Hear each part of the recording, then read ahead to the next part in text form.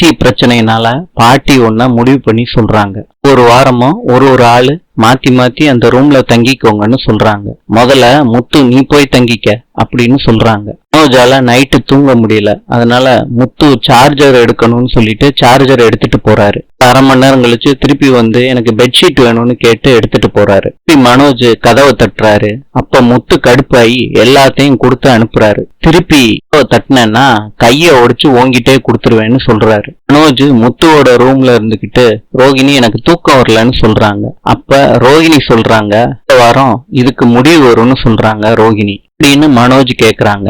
ரோகிணி சொல்றாங்க next week ஸ்ருதியும் ரவியும் வெளியே படுக்கணும். இதை பத்தி எனக்கு நல்லா தெரியும். அவ ஒரு ப்ராப்ளம் பண்ணுவா. நடக்க வேண்டியதெல்லாம் தானா நடக்கும்னு மனோஜுக்கு ஆறுதல் சொல்லி படுக்க வைக்கிறாங்க ரோகிணி. இன்று கொலம்பியாவின் நாணயம் பிசோ. நாளை சந்திப்போம்.